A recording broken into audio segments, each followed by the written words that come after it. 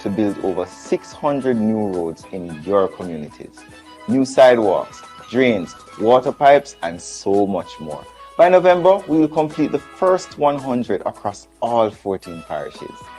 This is for you, your communities, your roads, your future. We will get it done. Choose performance. Choose Jamaica. Choose the Jamaica Labour Party. We do so much already, now we doing more. We doing Jamaica Labour Party, yes we doing more. JLP doing more.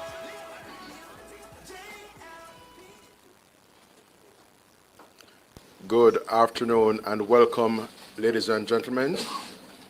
Welcome to Jamaicans at home and abroad to this another media briefing of the Jamaica Labour Party campaign as we look ahead to the September 3 general elections.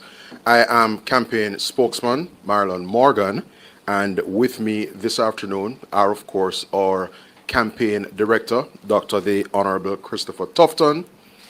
To his immediate right is our finance minister, the Honorable Favour Williams, and to Minister Williams's right is our Minister of Foreign Affairs and Foreign Trade, but in her capacity here as the chairperson for our Achievements and Manifesto Committee, the Honorable Kamina Johnson-Smith. Without further ado, ladies and gentlemen, I would just like to indicate that our media briefing today seeks to focus attention, as per usual, on an update on the conduct of our campaign, matters pertinent to the campaign thus far, and of course, having regard to this past Sunday's memorable and epochal launch of our I Choose Jamaica Next Chapter Manifesto, we'll be treating with our manifesto, our top 100 achievements, and of course, our education pullout. And we'll also treat with other matters arising, hence Minister Williams being with us in respect of some specific proposals we're making and commitments we're giving to you, the Jamaican people, as we look ahead to a third successive term of an Andrew Holness-led Jamaica Labour Party government. So without further ado, ladies and gentlemen, I turn over now to Dr. Christopher Tufton for his update. Thank you very much, Marlon, and hello to my colleagues and to those who are here in the room and those in the stratosphere, for want of a better terminology. I want to thank you for being here and for coming online, and my apologies on behalf of the team for the lateness in the start. So you would have, as Marlon said, you would have recognized by now that we do have periodic updates, meeting with the media to give an update on the campaign, as well as to hear from the media what their views are and any questions that they have. So this is one such. As we draw closer to the September 3rd date, we are up to this point very pleased with the team and with the campaign, the approach to the campaign, the nature of the campaign, and what we had planned and the implementation of those plans. You will recall, by way of context, that we spent the first few weeks looking at our achievements, captured in a document with 256 achievements, just some of the achievements of the Jamaica Labour Party led by Andrew Holness during the 9 years plus of the administration. And we thought that was very relevant because it was important to communicate to the Jamaican people that we have provided leadership and valuable leadership that augurs well to their benefit in a number of ways. And we didn't want to divert the focus from that. We thought that was necessary. And so a number of activities were centered around that, including our media campaign, interviews, discussions, and of course the document and the launch of the document itself and distribution.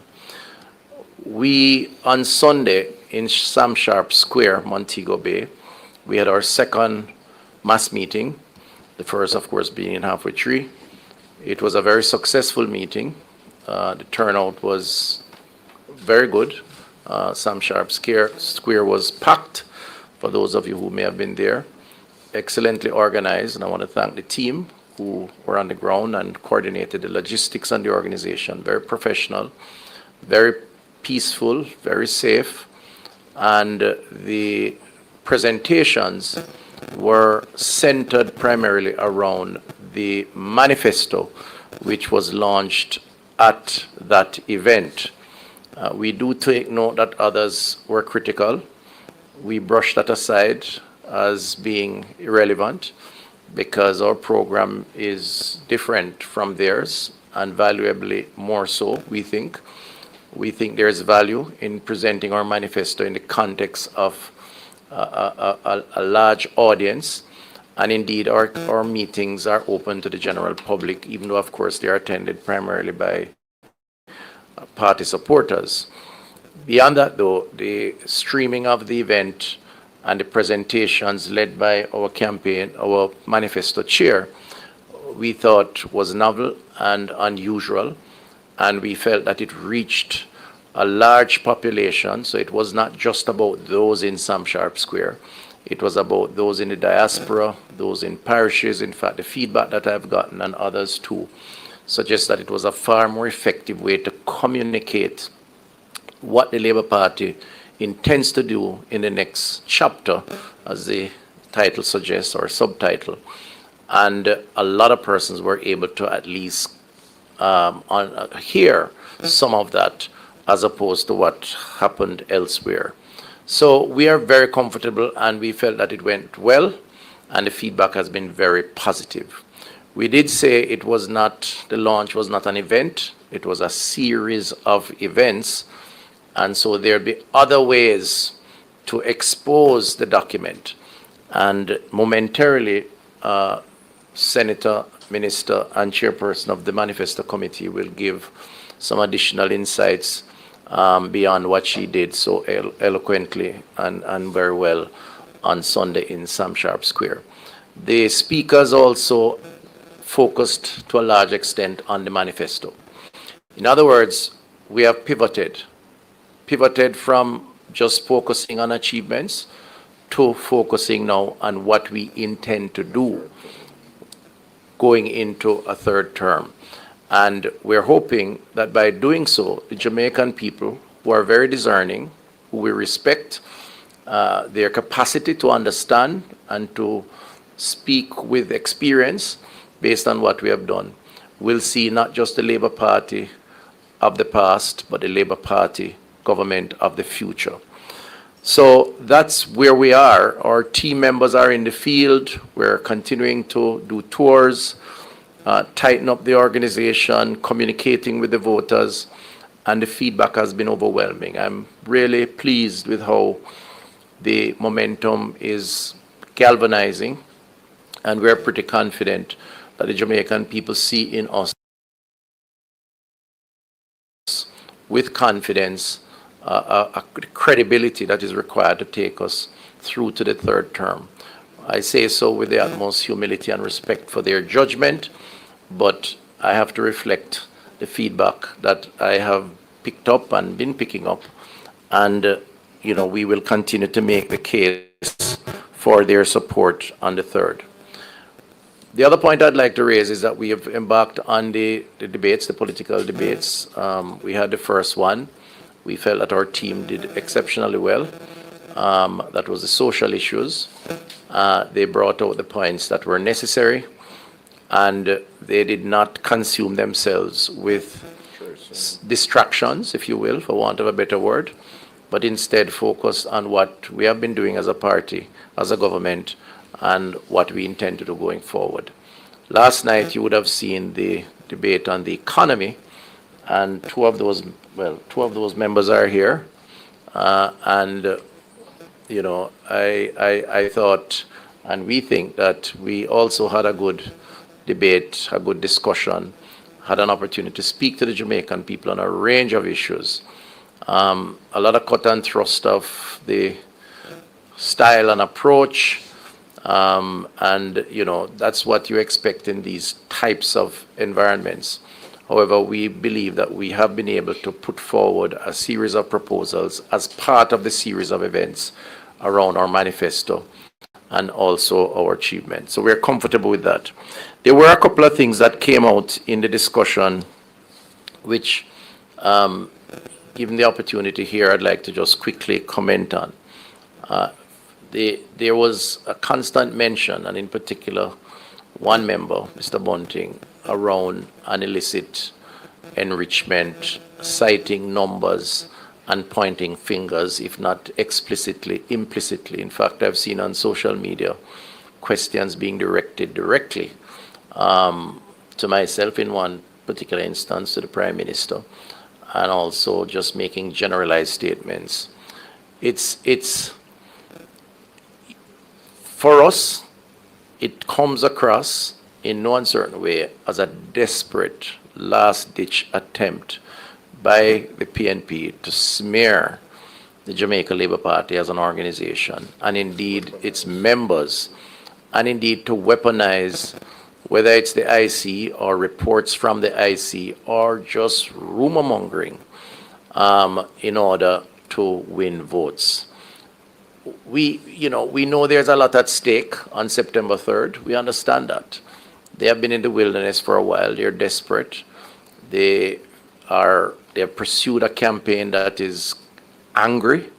I've never discerned in a campaign, in the legitimate course of our democracy, so much anger coming from a platform as I see from the Orange Army. We have tried our best to restrain ourselves and to restrict ourselves and our members from responding in like kind. The rhetoric, that is. Now, some of that is always going to happen, so don't get me wrong. I'm not asking for a sanitized, pure setting. There's the jobs that will come for laughs or for just keeping it interesting. But at the end of the day, when you make allegations against persons and challenge their reputation, it's very important that we respond to that, and indeed, if it becomes libelous, then action should be taken, and let the courts decide if you think that you have not. And we believe in the justice system to do so. But those allegations around illicit 11-man pointing fingers we think are baseless. We have no evidence or information to suggest that this is in fact the case. And we want to reject them outrightly and to say to the Jamaican people, do not be distracted by these desperate attempts to gain traction from a political organization, the PNP, that is clearly fading because they do not represent the interests of the Jamaican people. And I want to just make that clear. The other point that was raised that is worth noting was the point around Cornwall Regional, and this is specifically raised by Julian Robinson, the opposition spokesperson on finance. I have no issues with debating Cornwall, never have, and in fact, on several occasions, I have as minister. And as a government, we are proud of taking the bold decision to fix one of the most important hospitals in the country that was on the verge of collapse when we assumed office and ultimately went into a coma shortly after assuming office. And this idea or insinuation that the cost related to this fix is somehow a corrupt act, I want to reject outrightly, because this is not the case.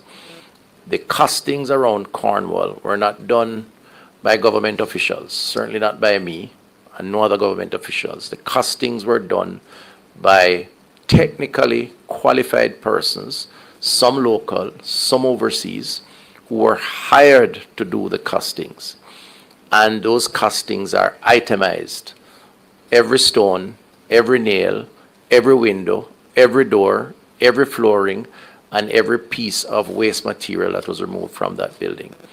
And so I want to disabuse the Jamaican people, whomever may be inclined to think on what has been insinuated, that we don't determine cost of a project. The project is a function of a process, a procurement process, and technically qualified persons to go through that process. Ultimately, it's about building a new hospital. That's what it is. So the positives around this is that the people of Western Jamaica will get a new hospital. You'll get a new hospital with more operating theaters, more beds, twice the size of the A&E, a cleaner, properly equipped hospital with more diagnostic equipment than ever before. And beside that, with Western Child and Adolescent Hospital, a new hospital, it will be the largest concentration of hospital beds in the Caribbean, 800 plus, which has never been replicated in the country and indeed in the Caribbean. So yes, it has taken a while, because that's what brownfield sites are about. You start fixing one thing, you hear you have to fix something else. And yes, there has had to be a rescoping of the project, very important, not cost overrun, but a rescoping, because the government took the bold decision to fix once and for all. And so I just want to address that. Beyond that, I close by saying that there are so many positives around what is good with Jamaica that will allow us to look positively about the future. And that's the real issue. The issue is not about character assassination, insinuation, innuendos, and so on. The issue is 2025, having served for 9+ years, is the average Jamaican better off or have a more positive outlook about the future than they were in 2015 under the PNP? And there are hundreds of reasons why it is worth thinking positively about the future, and also how persons within their communities have benefited under this Jamaica Labour Party government. The debt reduction, the crime reduction, the unemployment, more persons in the labor force, the training, the rural communities with water, the roads, the farmers, and I could go on and on. And our case has been to this point built on the policies and the programs of the government. And we intend with this pivot to focus in the next number of days on the positives that we will deliver in the next term. And so we ask the Jamaican people to sift through the noise and focus on the realities. Don't be distracted by the promises. Be influenced by the commitments and the deliverables that the Labour Party has so far delivered.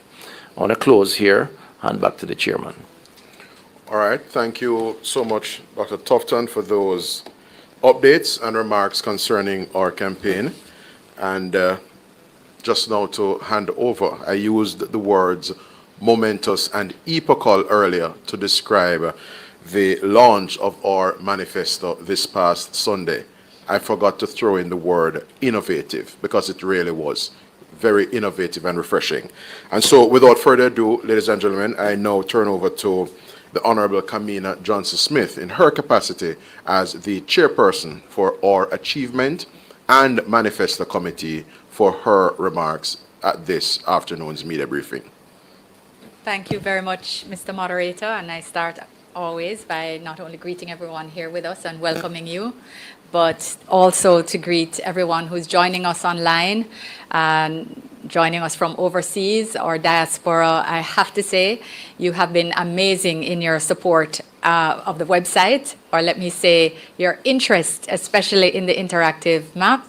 I'm happy to advise that when we launched our website on Thursday last week, by Thursday night, we had more than 425,000 visits to the website. Wow. And with particular interest on the map. And since then, it's continued to grow. As at Sunday, it was over 750,000 persons, 750,000 hits. We've not only continued to have hits and interest and downloads of our achievement documents, but we've also had thousands of downloads of our manifesto since launch. Not only people who are viewing, but we've had thousands of downloads of all 3 documents. And just by way of reminder, as they're here visible before you, there's our full next chapter, I Choose Jamaica, the next chapter manifesto. There's also our 100 highlights, and there's also our education manifesto. It's a manifesto, but I like to call it my manifesto. People think I'm silly, but it is a smaller document, so it's appropriate.